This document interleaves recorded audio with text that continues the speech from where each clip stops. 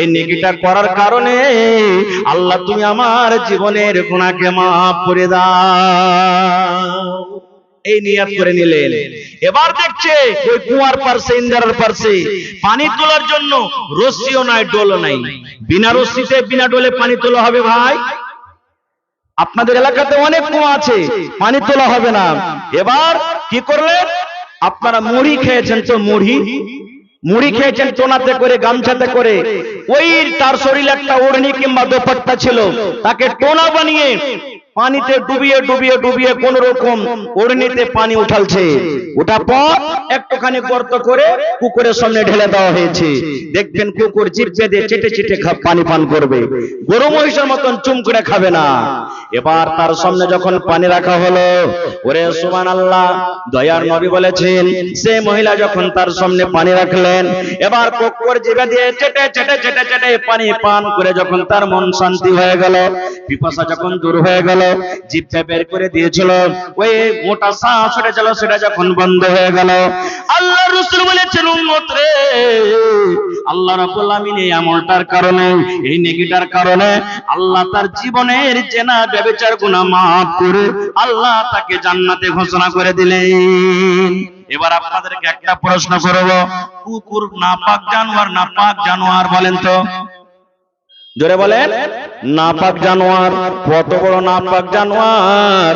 আল্লাহ রাসূল বলেছেন উম্মত, কুকুর যদি তোমার তরকারিতে মুখ দিয়ে দেয়, তরকারি তুমি ফেলে দাও। তোমার ভাতে যদি মুখ দিয়ে দেয়, ভাতটাকে তুমি খেও না, ফেলে দিয়ে দাও। রুটিতে তোমার যদি মুখ দিয়ে দেয়, রুটি খেও না, তুমি ফেলে দাও। কুকুর এত নাপাক জানোয়ার, ওরে সুবহানাল্লাহ। নবী বলেছেন উম্মত রে, কুকুর যদি তোমার থালাতে মুখ দিয়ে দেয়, ওই বর্তনকে তোমাকে ধুতে হবে। তোমার বদনাতে মুখ দিয়ে দেয়, বদনাকে তোমাকে ধুতে হবে।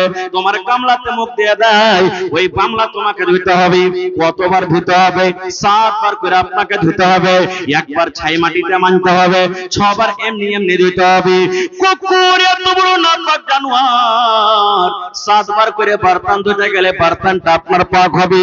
রাসূল বলেছেন উম্মত, এরকম কুকুরকে পানি পান করায় যদি তার জীবনের গুনাহ maaf করে আল্লাহ তাকে জান্নাতে করতে পারেন, তাহলে মুসলমান, আপনার গ্রামে সাইল আছে, আপনার গ্রামে মাদ্রাসা আছে, আপনার এলাকাতে মাদ্রাসা আছে, ওই মাদ্রাসার ছোট ছোট মাসুম বাচ্চারাকে আপনি জাগরে দিবেন, তাদেরকে পকেট খরচা দিবেন।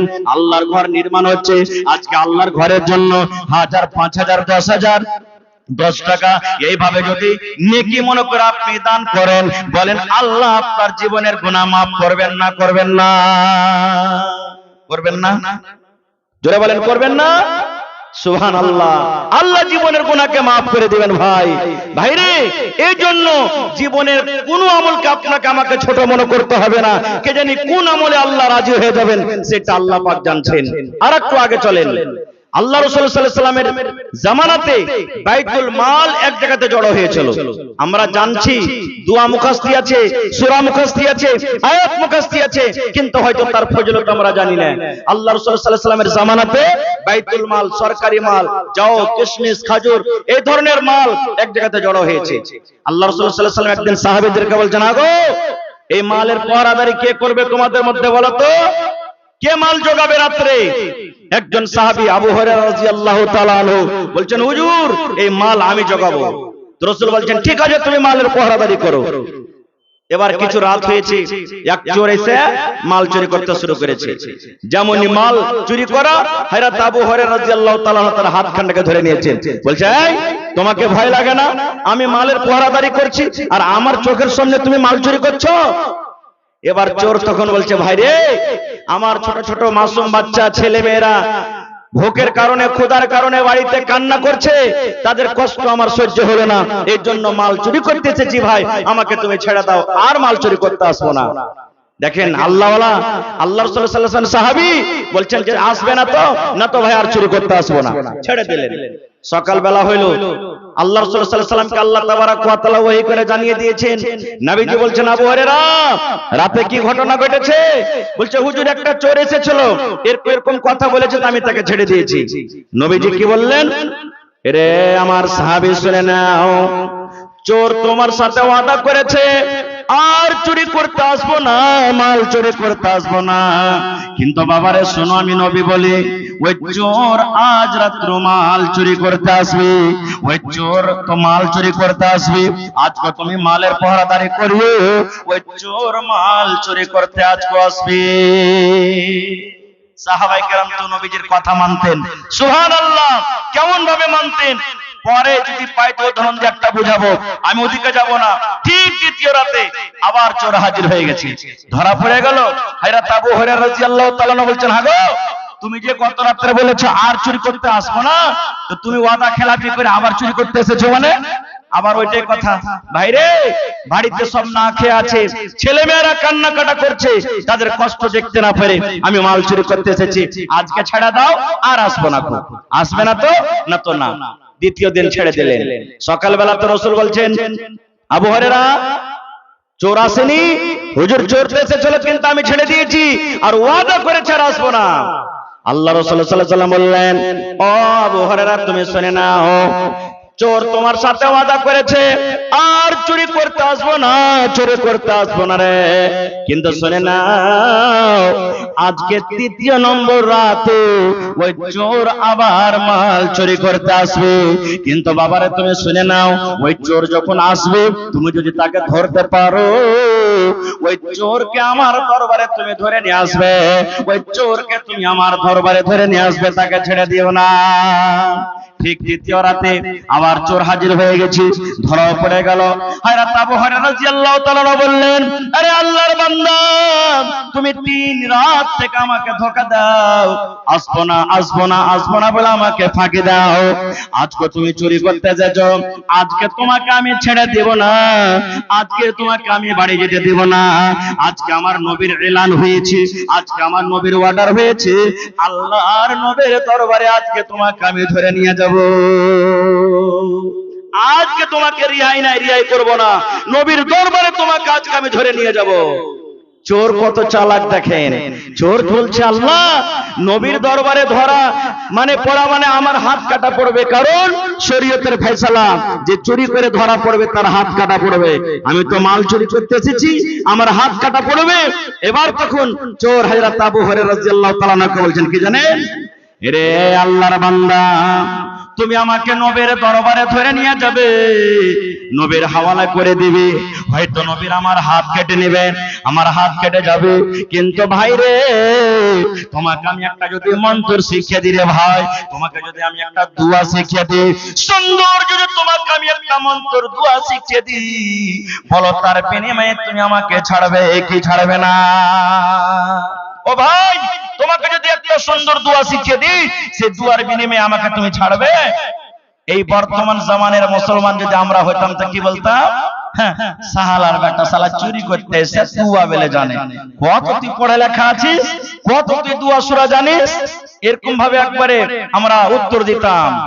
কিন্তু ওরে সুবহানাল্লাহ, একজন আল্লাহর নবীর সাহাবী, যার সিনাতে কোরআন, যে দোয়াকে সূরাকে কোরআনকে কত ভালোবাসতেন, মোহাব্বত করতেন, সেই সাহাবী বললেন, ভাই রে, তোমার দোয়া যদি সত্য হয়, তোমার মন্ত্র যদি সত্য হয়, তুমি আমাকে শিক্ষা দাও, আমি ওয়াদা করছি তোমার সাথে আমি তোমাকে আল্লাহর নবীর দরবারে নিয়ে যাব না।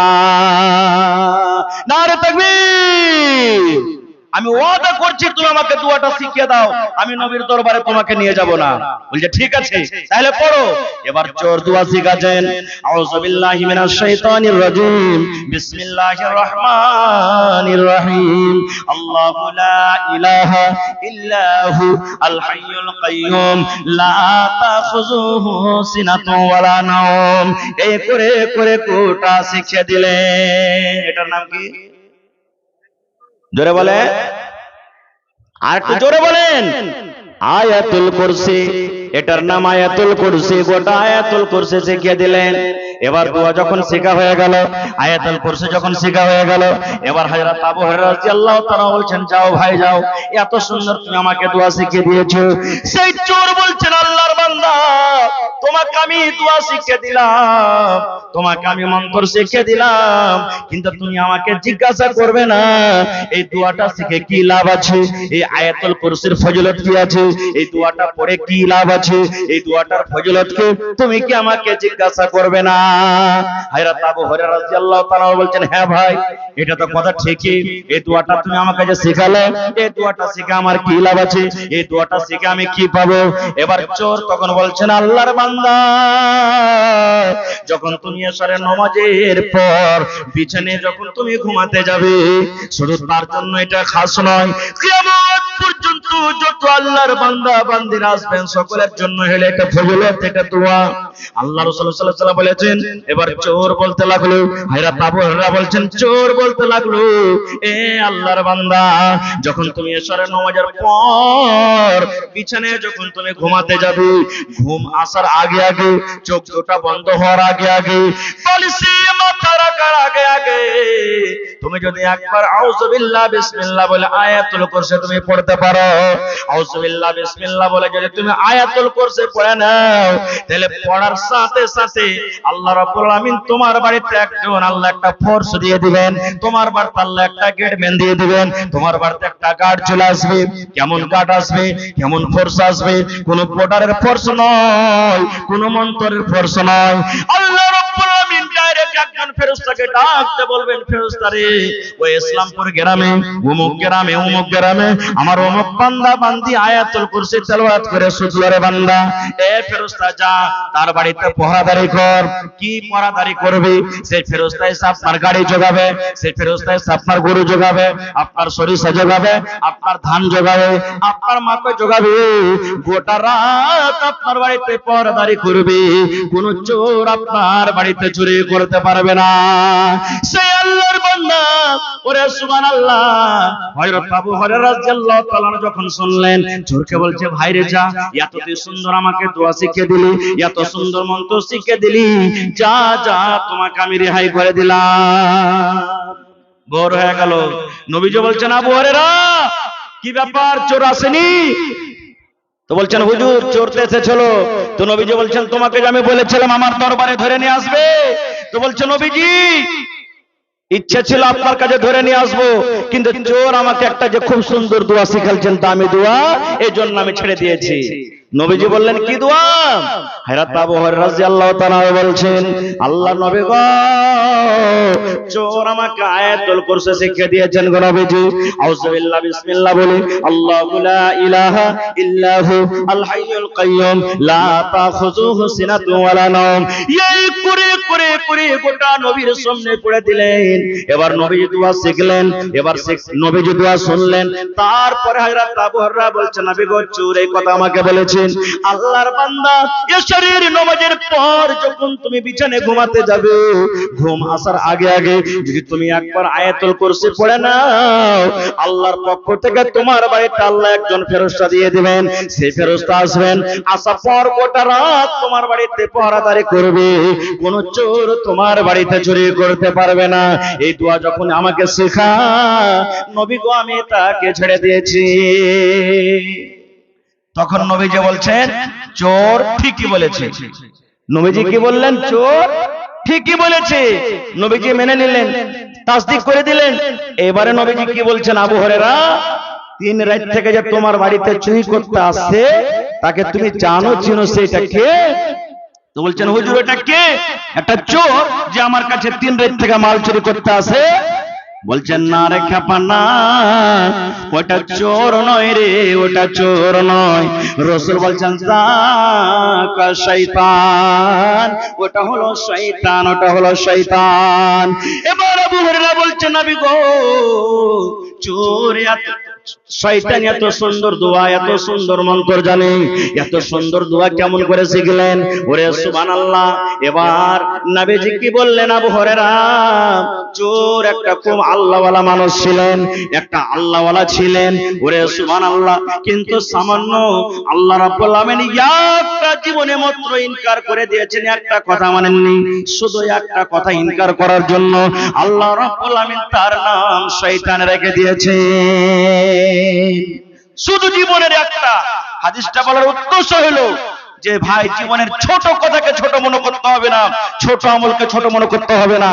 আবু হুরায়রা রাদিয়াল্লাহু তাআলা আনহু হাদিস রাবী তিনি বলছেন শয়তান জীবনে একটা মাত্র ইনকার করেছিলেন কি, আল্লাহ যে আদম আলাইহিস সালামকে সাজদা করতে বলেছিলেন, আর ওই টাইমে ইবলিস কি বলেছিল, আল্লাহ আমি হলাম তার থেকে উত্তম বেহতর ভালো, কারণ আমাকে তুমি আগুন থেকে তৈরি করেছো আর আদম মাটি থেকে, আমি মাটিকে আমি কোনোদিন সাজদা করতে যাব না, সম্মান দিতে যাব না। শুধু আল্লাহর একটা মাত্র ইনকার করার জন্য, সাজদা ইনকার করার জন্য আল্লাহ তাকে শয়তান দিয়ে দিলেন। তাই ভাই শয়তান ভালো কথা জানে কিন্তু শয়তান ভালো কথা মানে না। শয়তান কোরআনকে জানে কিন্তু শয়তান কোরআনের কথা মানে না। শয়তান আল্লাহকে জানে, শয়তান আল্লাহর কথা মানে না। আপনি ভালো কথা জানেন, আপনি ভালো কথা মানেন, আপনি কোরআনকে জানেন, আপনি কোরআনের কথা মানেন, আপনি আল্লাহকে জানেন, আপনি আল্লাহর কথা মানেন। আপনি ভালো কথা জানেন এবং মানেন বলে ঈমানদার, আর শয়তান ভালো কথা জানে কিন্তু মানে না, এই জন্য শয়তান হলো বেঈমান। ভাই মুসলমান, তাহলে এই যে আয়াতুল কুরসি কত লোকের মুখস্থি আছে, কিন্তু কোন টাইমে কাজে আসবে, কোন টাইমে পড়তে হয় আমরা জানি না। একটা ছোট আমল শিখে নিলে আজ থেকে পরে ইনশাআল্লাহ আমল করব, পরে ইনশাআল্লাহ। আর একটা আয়াতুল কুরসির ফজিলত কি, আল্লাহ রাসূল সাল্লাল্লাহু আলাইহি ওয়াসাল্লাম বলেছেন, উম্মত রে, যদি কোনো আমার উম্মতের মধ্যে নর হোক কিংবা নারী হোক, যদি কোনো আল্লাহর বান্দা এবং বান্দি 5 ওয়াক্তের ফরজের নামাজের পর, এই যে ফজর, জোহর, আসর, মাগরিব, ইশা 5 টাইমের ফরজ নামাজ আছে, 5 টাইমের ফরজ নামাজ আছে, 5 টাইমের ফরজের নামাজের পর যদি আয়াতুল কুরসি একবার পড়ে নেয়, একবার করে যদি আয়াতুল কুরসি পাঠ করে, নবী বলেছেন উম্মত রে, ওই আল্লাহর বান্দা এবং বান্দি জান্নাত থেকে কত দূরে আছে, যতদিন ওই লোকটার মওত হয়নি। মরতে গেলে লোকটা আল্লাহর জান্নাতে চলে যাবে, যতদিন দুনিয়াতে বেঁচে আছেন ততদিন জান্নাত থেকে দূরে আছেন। যেমনই তার মওত হয়ে যাবে, মরার সাথে সাথে লোকটা আল্লাহর জান্নাতে চলে যাবে। কিন্তু হায় আল্লাহ, আমরা তো এটাই মনে করি মৌলবীরা দোয়া উঠিয়ে দিয়েছে, আর কি দোয়া দরুদ আছে, যেমনই সালাম ফেরা হলো তেমনই কে গেট দিয়ে থেকে ও গেট দিয়ে, কে ও গেট দিয়ে বারবার বারবার করে আমরা বাড়ি চলে যাই। ভাই আমার, নেকির কথা বললাম, এবারে দুটা আমলের কথা আপনাদের সামনে আর বলবো, যে গুনাহকে ধ্বংস করে দেয়, যেগুলো আমরা রাত দিন উঠতে বসতে গুনাহ করি, গুনাহকে গুনাহ মনে করি না, পাপকে পাপ মনে করি না। কি গুনাহ? আল্লাহ রাসূল একদিন বসে আছেন, আল্লাহ নবীর স্ত্রী মা আয়েশা রাদিয়াল্লাহু তাআলা আনহা নবীর পঞ্জরে বসে আছেন। স্বামী স্ত্রীতে যেমন আমাদের গল্প হয়, দুনিয়াতে আমরা গল্প করি, নবীজি নিজের বিবির সাথে গল্প করছেন, এবার গল্প করতে আছেন, এরই মধ্যে আল্লাহর নবীর আর একটা স্ত্রী সাফিয়া রাদিয়াল্লাহু তাআলা আনহা আল্লাহর নবীর সাথে দেখা করার জন্য চলে আসছেন। এটা নবীর স্ত্রী, কিন্তু সাইজে খাটো, যাকে আমরা নাটি কিংবা বাঁঠি কিংবা বাঁঠা বলি। যারা সাইজে খাটো আমরা বাঁঠা নাটা বলি না তাকে, তো সাফিয়া রাদিয়াল্লাহু তাআলা আনহা সাইজে একটু খাটো ছিলেন। এবার নবীর কাছে চলে আসছে, কথাতে কথাতে মা আয়েশা রাদিয়াল্লাহু তাআলা আনহা নবীকে বলছেন, নবীজি এই দেখেন, ইশারা করে বলছেন, এই দেখেন, মানে আপনার স্ত্রী ওই সাফিয়া নাটি, সাইজে নাটি, এই নাটি স্ত্রী আপনার কাছে আসছে। শুধু এই কথাটা, বেশি কথা বলেননি, শুধু নাটি, সব নাটি কথাটা। এবার নবী যে কথাটা শুনলেন, শোনার পর ওরে সুবহানাল্লাহ, আল্লাহ রাসূল সাল্লাল্লাহু আলাইহি ওয়াসাল্লামের চোখ দুটো লাল হয়ে গেল। নবীজি মা আয়েশার পরে রেগে গেলেন। রেগে যাওয়ার পর নবীজি আয়েশাকে কি বলছেন দেখেন, এরে আল্লাহর বান্দি শুনে নাও, তুমি একটা লোককে নাটি এবং বাঁটি বলেছো। এই কথাটা শুনে তার অন্তরে ব্যথা লেগেছে, তার কলিজাতে ধাক্কা লেগে গেল। এই নাটি এবং বাঁটি কথাটা এত খারাপ, এত খারাপ, আল্লাহ রাব্বুল আমিন এত খারাপ মনে করেন। এই কথাটাকে ধরে যদি একটা সমুদ্রে ছেড়ে দেওয়া হয়, একটা যদি পুকুরে ছেড়ে দেওয়া হয়, গোটা সমুদ্রের পানি পুকুরের পানি নোংরা হয়ে যাবে, দুর্গন্ধ হয়ে যাবে। দুর্গন্ধের কারণে পানি পান করা যাবে না, পান করা যাবে না। ভাইরে, শুধু নাটি এবং বাটি কথাটার কারণে রাসূল বলছেন কথাটাকে ধরি যদি একটা সমুদ্রে ছেড়ে দেওয়া হয়, গোটা সমুদ্রের পানি দুর্গন্ধ হয়ে যাবে। দুর্গন্ধের কারণে পানিটা পান করা যাবে না। এবার আপনাকে বলি, চার দোকানে আপনি বসে গেলেন, আপনি 5 জন 7 জন গোল করে আপনি গলিতে বসে আছেন, বাজার চলে গেলেন, দোকানে বসে গেলেন, চা খাইছেন, আর কি বলছেন, আরে অমুক মৌলানা, অমুক তো এরকম ওরকম রে, আরে অমুক হাজে, ওর হজ না আল্লাহ ঘোড়ার ডিম কবুল করবে, ও তো লোককে ঠেকে ঠেকে খেয়েছে, আরে অমুক নমাজি, ওর নমাজি তো আল্লাহর দরবারে কবুল হবে না। বন্ধুরে আমার, দোকানে গলিতে বসে বসে বিভিন্ন রকমের যে আমরা এগুলা গীবত করি, বলেন আল্লাহ এই সমস্ত গুনাহ আল্লাহ রাব্বুল আমিন কিন্তু মাফ করবেন না। আপনি দুনিয়াতে নামাজ পড়বেন, নেকি পাবেন, যদি না পড়েন আল্লাহর ব্যাপার, আল্লাহ ইচ্ছা করতে গেলে কিয়ামতের দিন আল্লাহ আপনার গুনাহকে মাফ করে জান্নাত দিতে পারেন, আর আল্লাহর ইচ্ছা হতে গেলে আল্লাহ তাবারক ওয়া তাআলা আপনাকে জাহান্নামে দিবেন। এই মুসলমান, আল্লাহ রাব্বুল আমিন রোজাকে ফরজ করেছেন, রোজা রাখবেন নেকি পাবেন, আর যদি রোজা ছেড়ে দেন আল্লাহর ব্যাপার, আল্লাহ ইচ্ছা করতে গেলে মাফ করবেন, চাইতে আপনাকে আযাব দিতে পারে। শরাব পান করছেন, মদ পান করছেন, আল্লাহর ব্যাপার, আল্লাহ যদি ইচ্ছা করে মাফ করবেন, আর আল্লাহ রাব্বুল আমিন যদি ইচ্ছা করেন আল্লাহ তাবারক ওয়া তাআলা আপনাকে মাফ করবেন না, আযাব দিতে পারবেন। কিন্তু মুসলমান, কোন মানুষের যদি আপনি চুগলখড়ি করে যান, কোন মানুষের যদি আপনি গীবত করে যান, দুনিয়াতে বেঁচে থাকা কালে হাত ধরে পা ধরে তার কাছে যদি ক্ষমা না নেন, আর সেই লোকটা যদি আল্লাহর দরবারে কিয়ামতের দিন আল্লাহকে বলেন, মাবুদ রে, ওই ইসলামপুর গ্রামে আব্দুল্লাহ, আব্দুর রহমান, খালেদা, জায়েদা, হালেওয়া আমার ব্যাপারে অমুক অমুক কথা বলেছি, আমার উপরে ইলজাম লাগিয়েছি, আল্লাহ তুমি বিচার করে দাও। মুসলমান, আল্লাহ রাব্বুল আমিন আর রাসূল বলেছেন, যতক্ষণ পর্যন্ত তুই লোকটা তোমাকে মাফ না করবে, ততক্ষণ পর্যন্ত আল্লাহ রাব্বুল আমিন এই গুনাহ তোমার মাফ করবেন না।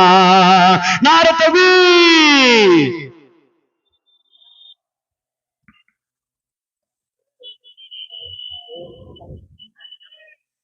ওটা আগে বাড়ান, ওটা আগে বাড়ান। আসসালামু আলাইকুম। জিনারা, কিছু আপনাদের জন্য মেহমানের খাওয়ার ব্যবস্থা করা হয়েছে, তো এতে কোনো দুঃখ করিয়েন না। তো আপনারা যারা খাওয়া দাওয়া করেননি একটু উঠে যেয়ে ওই মসজিদের উত্তর প্রাঞ্জরে খাওয়ার ব্যবস্থা করা হয়েছে, আপনারা একটু যেয়ে খাওয়া দাওয়াটা করে নেন। আসসালামু আলাইকুম। যদি আপনাকে খোদা না লেখা থাকতো বসেন, পরে যাবেন খেতে ইনশাআল্লাহ। ভাই মুসলমান, আর একটা হাদিস আপনাদের সামনে বলি। নবীজি রাখলেন নিজের স্ত্রীর প্রতি একটা শুধু ভুলের কারণে। এবার নবীজি বিবিকে কত ভালোবাসতেন, ওই বিবির পরে যদি নবীজি রাখতে পারেন তা আমি আপনি কে রে ভাই? ভালোবাসার কথা একটু শুনেলেন। মা আয়েশা রাদিয়াল্লাহু তাআলা আনহা বলেন, আল্লাহর নবী আমাকে এত ভালোবাসতেন, আল্লাহর নবী আমার সাথে এত মহব্বত করতেন। মা আয়েশা বলেন, আমি নবীর পাঞ্জরে বসে আছি, নবী আমার পাঞ্জরে বসে আছেন, আমি গিলাসে পানি পান করি, আমি গিলাসে দুধ পান করি, আমার নবী আমার দিকে দেখছেন, আমার বিবি আয়েশা গিলাসের কোন জায়গাতে মুখ লাগায় পানি পান করেন, গিলাসের কোন জায়গাতে পান করেন, গিলাসের কোন জায়গাতে মুখ লাগায় ঠোঁট লাগায় দুধ পান করেন। মা আয়েশা বলেন, পানি পান করতে করতে করতে যখন আমি গিলাসটাকে রেখে দিতাম, দয়ার নবী চট করে গিলাসটাকে নিতেন, নেওয়ার পর মা আয়েশা বলেন, যে জায়গাতে আমি মুখ লাগায় পানি পান করেছি, আমার দয়ার নবী ওই জায়গাতে নিজের মুখ লাগায় পানি পান করতেন।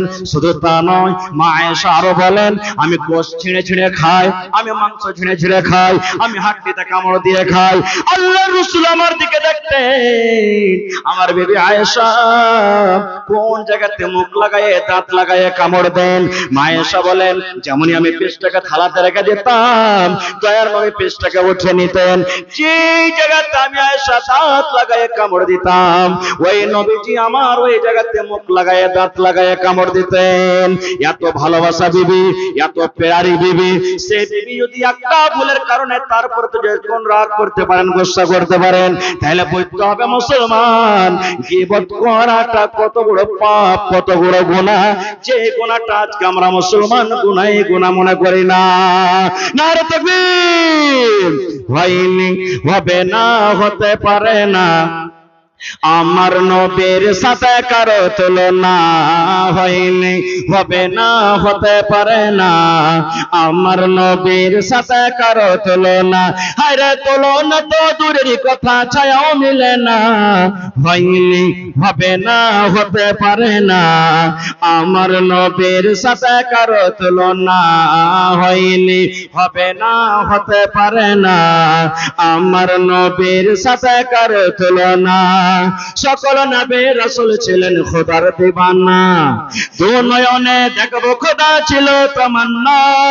সকল নবী রাসূল ছিলেন আল্লাহর দিবানা, দু নয়নে দেখবো আল্লাহ ছিল তামান্না।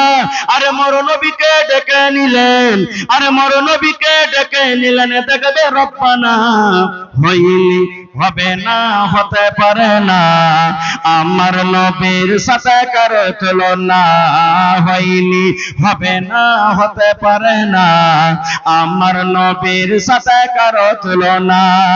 ইউসুফকে দেখে যারা আঙ্গুল কাটাছে, তারা কি আমার নবীর রূপ দেখেছে? ইউসুফকে দেখে যারা আঙ্গুল কাটাছে, তারা কি আমার নবীর রূপ দেখেছে? আর দেখতো যদি কেটে দিত, আর দেখতো যদি কেটে দিত কলিজাখানা, হয়নি, হবে না, হতে পারে না আমার নবীর সাথে কারো তুলনা, হয়নি, হবে না, হতে পারে না আমার নবীর সাথে কারো তুলনা। যার শানে আল্লাহ তাআলা করলেন ঘোষণা, খোলকে আজিম আমার শাহে মদিনা, যার শানে আল্লাহ তাআলা করলেন ঘোষণা, খোলকে আজিম আমার শাহে মদিনা।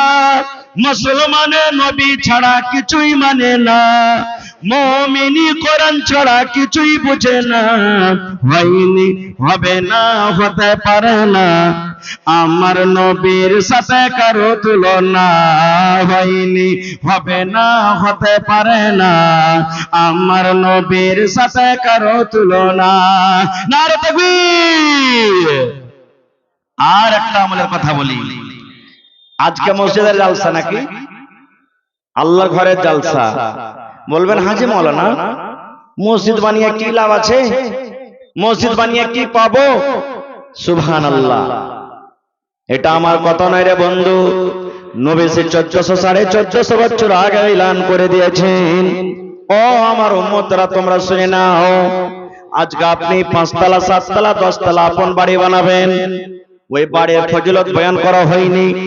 বড় বড় হোটেল বানাবেন, হোটেলের ফজিলত বয়ান করা হয়নি। বড় বড় দোকান করবেন, দোকানের ফজিলত করা হয়নি রে বন্ধু। তাহলে বাড়ি বানা দরকার, বাড়ি বানাইতে হবে। দোকান করা দরকার, দোকান করতে হবে। হোটেলের দরকার, হোটেল করতে হবে। কিন্তু মুসলমান এই জমিনের উপরে আকাশের তলাতে একটা ঘরের ব্যাপারে নবী বলেছেন, উম্মত তোমরা যদি এখন ঘর বানিয়ে দাও, কার সেটা ঘর হবে? নবী বলেছেন, মান বানা লিল্লাহি মসজিদান বানাল্লাহু লাহু বাইতান ফিল জান্নাহ। যদি তোমরা আল্লাহর এখন ঘর বানিয়ে দাও, আল্লাহর এখন ইবাদত খানা বানিয়ে দাও, কার জন্য বানাবে? আল্লাহর জন্য বানাবে। রিয়া করে না হয়, লোক দেখানো যেন না হয়, আল্লাহর ইবাদতের জন্য যেন খাস হয়, আল্লাহর জন্য যেন খাস হয়, আল্লাহর ইবাদতের জন্য যেন খাস হয়। এই নিয়তে যারা ঘর বানাবে, রাসূল বলেছেন, উম্মত রে বানাল্লাহু লাহু বাইতান ফিল জান্নাহ, ওই আল্লাহর বান্দা এবং বান্দার জন্য আল্লাহ রাব্বুল আমিন জান্নাতের ভিতরে এখন ঘর বানিয়ে দিবেন। এই হাদিসের প্রতি বিশ্বাস আছে না নাই? দুনিয়াতে ঘর বানাবেন, আখিরাতে ঘর বানবে। বিশ্বাস আছে ভাই? হানা বলেন বিশ্বাস আছে? কত লোক প্রশ্ন করতে পারে, হ্যাঁ আখেরাত দেখার জিনিস নয়, দেখতে পাইনি কিছু পাই না, দুনিয়াতে টাকা জমা করবে, স্টেজে তো জান্নাতে ঘর কেমন করে বনবে? এরকম প্রশ্ন জাগছে না জাগে না? একটা উদাহরণ দেব জি। এখান থেকে বসে বসে সৌদি আরব দেখতে পেয়েছেন? বলেন, একটু বলেন না ভাই, কথা বলে। এখান থেকে বসে বসে দিল্লি দেখতে পেয়েছেন? দেখা যায় না।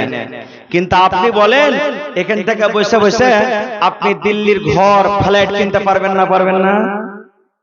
পারবেন না? পারবেন না? সুবহানাল্লাহ। হাজী সাহেবরা হজ করতে যায়, 3 মাস 4 মাস 5 মাস 6 মাস আগে টাকা লাগানো হয়। যেমনই অ্যাকাউন্টে টাকা ঢুকিয়ে দিলেন, আপনার জন্য সৌদিয়াতে মদিনাতে ঘর রেডি হয়ে আছে। অমুক হাজী, গ্রামের নাম অমুক, ডিস্ট্রিক্ট অমুক, রাজ্য অমুক, ওই হাজের জন্য এত নম্বর ঘর রেডি আছে। ওটা জায়গা দূরের কথা, আপনারা ট্রেনে সফর করছেন না করেন না? দিল্লি, পাটনা, কলকাতা বিভিন্ন জায়গাতে সফর করেন। এবার আপনি আগামী মাসের 10 তারিখে যাবেন ধরেন পাটনা। আজকে আপনি রেজিস্ট্রেশন করে নিলেন, কম্পিউটারে আপনি বিলটা জমা করে দিলেন, আপনার জন্য ওই ট্রেন বুক হয়ে গেল। ওই ট্রেনটা কত নম্বরে বারারওয়াতে যাবে, ওই কত নম্বরে লাগবে, কত টাইমে যাবে, আপনার কত নম্বর ডাব্বাতে বুগিতে আপনার জায়গায় হলো, কত নম্বর সিট হলো, ওই সিটে কেউ অন্য লোক বসতে পারবে? পারবে? মুসলমান মানুষ যদি এতক্ষণ জ্ঞানে বুদ্ধিতে যদি মানুষ না দেখা জিনিসকে যদি কিনতে পারে, বানাইতে পারে, তাহলে নবীজি 1400 বছর আগে এলান করেছেন, বলেন সেই নবীর কথাকে মিথ্যা হতে পারে? পারে? যারা বলেন মিথ্যা হতে পারে? কোনদিন হয় না ভাইরে। তাহলে সে আল্লাহর ঘরের জন্য দুনিয়াতে আল্লাহর ঘর বানাবেন, আখিরাতে আপনার জন্য মসজিদ বনবে, আখিরাতে আপনার জন্য ঘর বনবেন। দুনিয়াতে সোনা এবং চাঁদি দিয়ে আমরা মসজিদ বানাই না, মাটির ইট গিট্টি সিমেন্ট দিয়ে আমরা মসজিদ তৈরি করি। কিন্তু রাসূলের হাদিস, জান্নাতের ভিতরে আপনার জন্য একটা ইট সোনা, একটা ইট চাঁদি দিয়ে মসজিদ তৈরি হবে। সুবহানাল্লাহ। সেই মসজিদের জন্য দেখি আজকে কোন আল্লাহর বান্দা আছে, যেটা প্রথমে আমি আবদার করেছিলাম, 50,000 টাকা একটা লোক দিতে পারবেন? 50,000 দিতে পারবেন? 1 কাঠা জমিন দান করতে পারবেন? দেখি কোন আল্লাহর বান্দা আজকে 10টা আমি আল্লাহওয়ালাকে দেখতে চাই। 1000 করে ইটের দাম, কিংবা 1 গাড়ি করে গিট্টির দাম, কিংবা 1 গাড়ি করে বালুর দাম, কিংবা 1 কুইন্টাল করে রডের দাম। দেখি 10টা আল্লাহওয়ালাকে দেখতে চাই।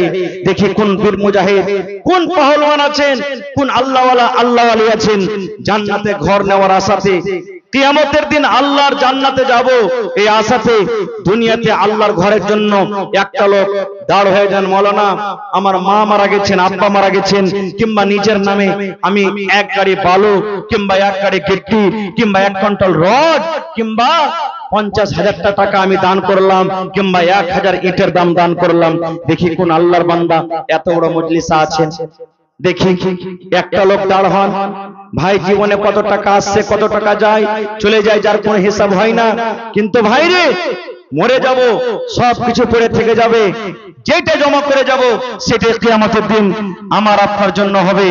তো সেই কিয়ামতকে স্মরণ করে আল্লাহ তাবারাক ওয়া তাআলার আজকে ঘরের জন্য একটা লোক বিসমিল্লাহ করেন কেউ, যে আমি 5,000 কিংবা 10,000 কিংবা 7,000 দেখি দিলাম, কিংবা 1,000 ইট দান করলাম।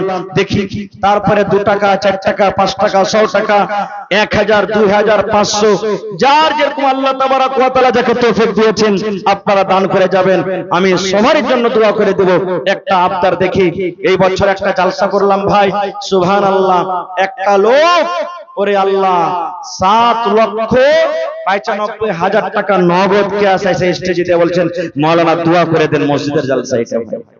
একজন আল্লাহওয়ালা 4 লক্ষ টাকা দান করলেন এই গত রোজাতে। ইয়াকুসে সাবেকাদারে আবদার জানালাম, আমাদের কাঠিয়ার মানসাহিতে একটা লোক, নামটা বলছি, কোন আল্লাহর বান্দা আছেন 1 কাঠা জমিন দান করতে পারবেন? চোখ দিয়ে পানি ঝরছে, সুবহানাল্লাহ, কাঁদতে কাঁদতে এসে বলছেন, মাওলানা আমি যে বাড়িতে বসে আছি ওই বাড়িটার পিছন থেকে 1 কাঠা জমিন আমি দান করে দিলাম। জিজ্ঞাসা করলাম কত টাকা হতে পারে? গ্রামের লোক বলছেন, মাওলানা 2 লক্ষ টাকার উপর হবে। সুবহানাল্লাহ। তা আল্লাহ তাবারাক ওয়া তাআলা অনেক জমিদার আছেন এই এলাকাতে, জমিন দান করেছেন। দেখি একটা লোক কেহ নেই এক বিসমিল কিংবা এক কাঠা জমিন দান করতে পারবেন? বিক্রি করে যা টাকা হবে আপনি মসজিদে লাগিয়ে দিবেন। আসেন তো দেখি, কোন আল্লাহর বান্দা নেই এত বড় মজলিসে কেউ আল্লাহওয়ালা হইতে পারবেন না আজকে? কোন এমন জালসা নেই যে 5,000 10,000 15,000 20,000 হওয়া যায়নি। ইনশাআল্লাহ আল্লাহ তাবারাক ওয়া তাআলা বলেন যে লাইন শাকারতুম লাযিদান্নাকুম, বান্দা আমাকে দে, আমার নিয়ামত দিয়েছি শুকরিয়া আদায় কর, আমি আল্লাহ আরো বেশি বেশি করে তোদেরকে দান করব। তো আসেন তো দেখি, একটা লোক 5,000 10,000 কিংবা 1 কুইন্টাল রড কিংবা 1,000 ইটের দাম, এক গাড়ি গিট্টি বালুর দাম, দেখি এত বড় ভরা মজলিসে কোন আল্লাহর বান্দা এবং কমিটির লোককে বলবো মা খালাকে পিন্ডালে চাদর দিয়ে পাঠান, মা খালাকে পিন্ডালে চাদর দিয়ে পাঠান। মায়েরা খালাকে বলবো এই আমার মায়েরা খালারা আপনারা 1 পকেট করে সিমেন্টের দাম দান করবেন। কেউ গলার হার দিবেন, কেউ নাকমণি দিবেন, কেউ পার পায়েল দিবেন, কেউ হাতের আংটি দিবেন, যার যেটা সুবিধা আছে আপনারা গহনা গাঠি টাকা পয়সা আপনারা চাদর ভর্তি করে করে দিয়ে পাঠাবেন। তা আসেন ভাই, একটা লোক বিসমিল্লাহ করেন, তারপরে দেখি 30 জন আল্লাহওয়ালা 1,000 1,000 1,000 1,000 করে। আপনাদের এলাকাতে সরিষা হয়েছে, ধান হয়েছে, ধান গালা লেখছে দেন, সরিষা গালা লেখান, বা যেটা আপনার ফসল আছে ফসল গালার মধ্যে থেকে আপনারা একটু এগিয়ে এগিয়ে আসেন ভাই, বুন্দে বুন্দে তালাব ভরে। ভাই এই যে ছোট জিনিসকে ছোট জীবনে মনে করতে হবে না। মাশাআল্লাহ, এই যেখানে আমার একজন নানা যান, কি নাম, আয়াতুল্লাহ শেখ, 30টা কলম চেয়েছি 1000 করে, তার মধ্যে একটা কলম 1000 টাকা চলে এসেছেন। নারে তাকবীর, আওয়াজ বাড়াইয়ে না, আওয়াজ কাহে ঘটায় ভাই। 1000 টাকা দান করলেন, মাশাআল্লাহ। পড়েন আপনারা, আপনারা পড়েন, আমি বলছি। শামসুদ্দিন সাহেব জি, ওটা ছোট ম্যাপটা নিলেন, ছোট